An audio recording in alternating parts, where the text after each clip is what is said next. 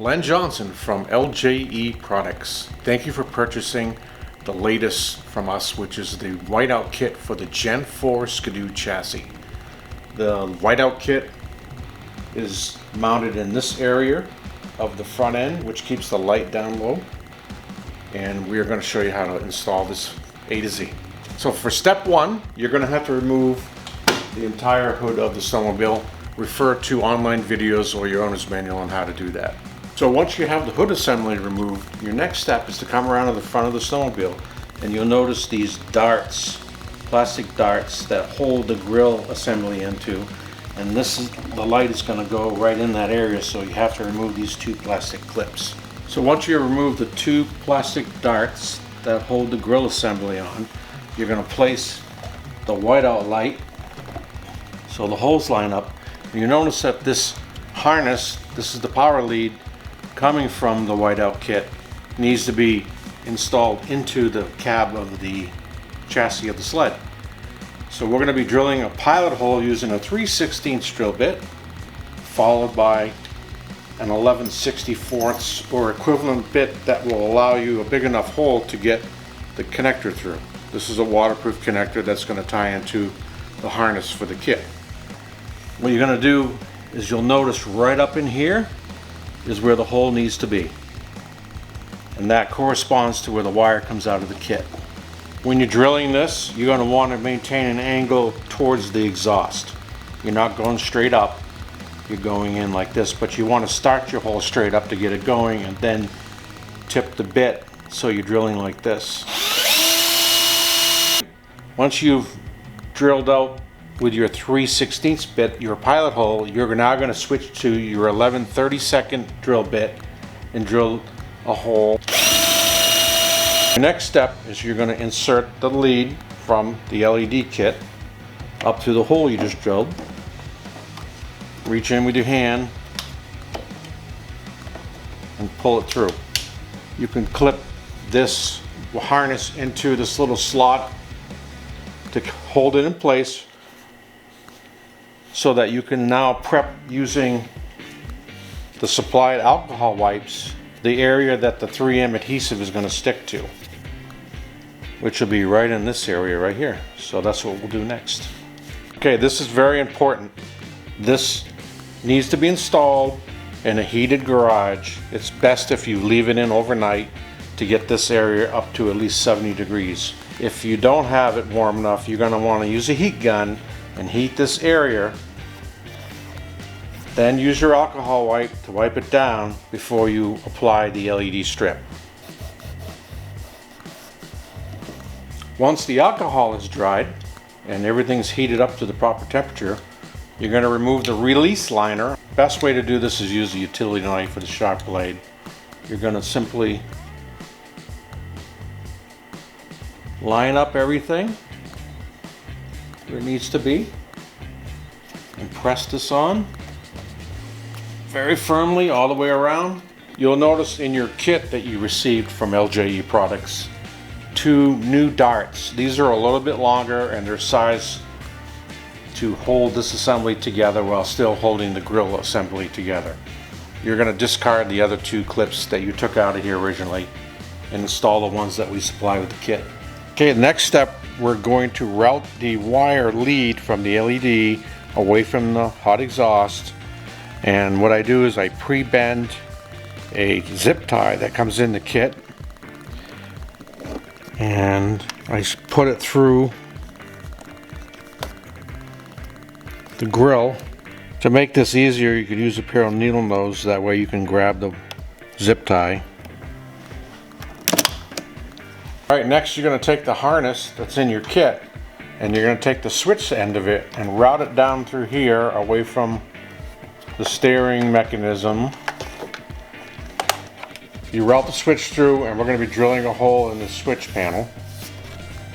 And you want the eye facing up when you actually mount the switch in the switch panel. But for now, just get it over here, let it sit, and then you're going to finish routing the harness down to the light. The very thin wire that comes in the kit is the wire that goes down to the light. So again, you want to route it away from sharp metal.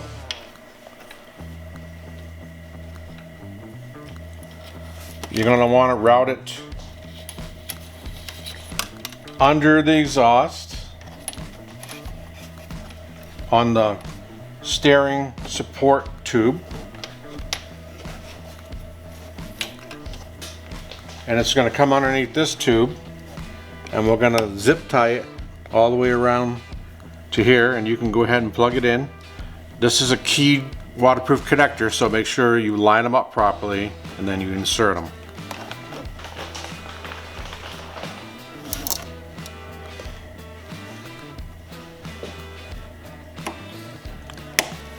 So it's important when you're routing that harness that goes down to the LED that you keep it away from the exhaust system. Obviously, if you don't, you're going to have problems. So what I did is I routed it along the bumper assembly underneath this cross tube on the bottom side of the steering support up tube, and from there it goes around to the switch, and we'll finish zip tying that once we route the power connector.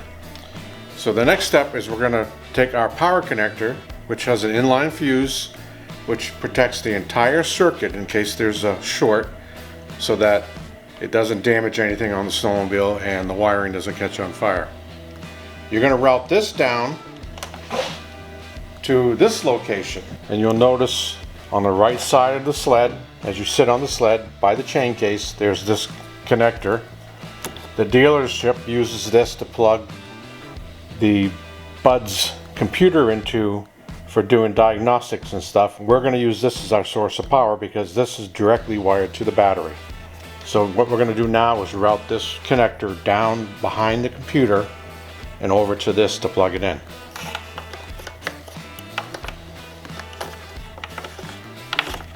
So now you're going to plug this connector into the factory connector until you hear a click. And then you're going to route this behind here in a way so you can zip tie it to keep it from moving around. When the dealership needs to work on your sled, they'll simply unplug this, plug into it, and just plug back in. So when you're installing this harness and this connector, it has to be routed in a manner that it's behind the computer coming out in this area and not near the drive shaft, which drives from the secondary clutch to the chain case. You can't have anything near that that's going to get rubbed on and worn through, or you're going to have a failure. So pay particular attention to that as you install.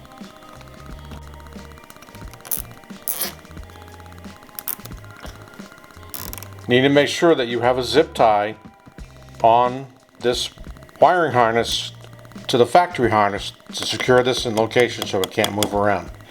It's a good idea to test this at this point once you have everything wired in before you mount your switch and get everything put back together, just to make sure that everything's working properly, because it's a lot easier to figure out what went wrong at this point than have to take the whole sled back apart. So we turn it on, the switch will glow, and if you come to the front, the light's on. So at this point, it's a good idea to take a picture with your cell phone of how these wires are connected. We are going to include in the instructions a photo of the switch so you know how to hook it back up. So using the eye of the switch as the top of the switch towards the front of the snowmobile, the bottom conductor, the red one, goes to the bottom terminal. The small wire in the harness that goes to the LED goes to the center terminal, and the ground wire, which is the chassis ground, goes to the top terminal. At this point, before you start to install the switch and disconnect any of the wires, disconnect from power temporarily so that you don't make any mistakes shorting the positive wire out onto the chassis as you're installing the switch. So very important, disconnect this before you move to the next step of installing the switch. Now that we've got the power temporarily disconnected from the switch, we are going to remove the switch panel so that we can drill a hole and install the switch. To do so, You reach up under here and you're going to feel a big wide tab, and you push it away from you that way. And there's another one towards the front, and the switch panel comes out. There's the tabs. Remember, pushing them away releases them from the chassis. And now you've got your switch panel out. Now you can take your switch assembly and route it up through here. And this is the point where you're going to want to determine where you're going to be mounting your switch. There's plenty of room on the switch panel to mount this switch. Go ahead and disconnect the wires, remembering how they're oriented.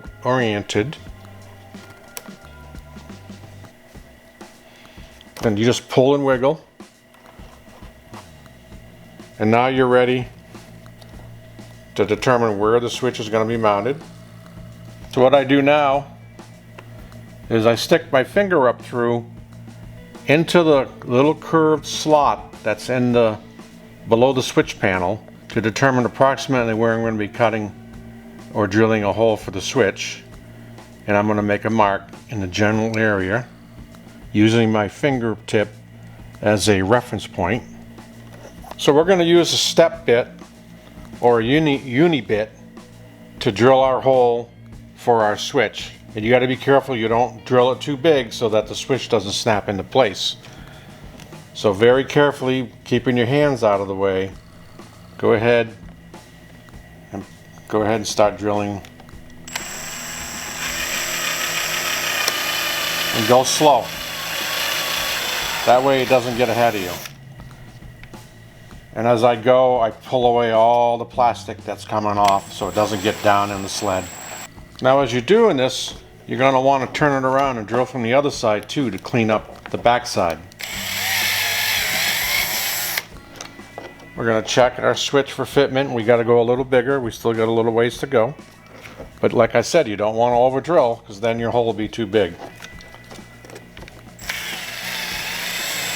I'm using a variable speed drill so I can control how fast I'm going, and I have it in low gear. Now make sure that when you do install this, you do it with the eye oriented towards the front of the snowmobile. This switch also has a gasket on it. You'll notice. Make sure the gasket is all around the switch to keep water from getting up into the bottom of the switch. You'll notice that the gasket can't be sitting on top of this rib. It's got to be below the rib. Very important you do that. Now you're ready to check and see if it'll fit. And it snaps right in. It's held in place by these little plastic built-in spring-loaded retainers. And you can orientate the switch so that it's perfectly straight. Okay, next we're going to reinstall the wires on the switch. The red wire went on the bottom. The small wire that goes to the LED harness goes in the center, and the big fat black chassis ground goes on the top. Now before you install, you want to plug your connector back in for power and make sure that the switch is working properly. So I've gone ahead and hooked up the power connector to the chassis power, and now I'm going to test my switch to make sure it operates properly. Turn it on, the switch is lit, and the light should be on. If you didn't hook these up, you're either going to hear the fuse snap because you wired it wrong or connected it wrong, or the backlight won't work, but the light may work. There's different combinations of what may happen, but this is what you want to have happen: is backlights on when the eye's engaged and the LED is lit. Now we're ready to reinstall the switch panel. At this point, you're going to take the remaining zip ties, tie wraps, whatever you want to call them, and you want to secure the wiring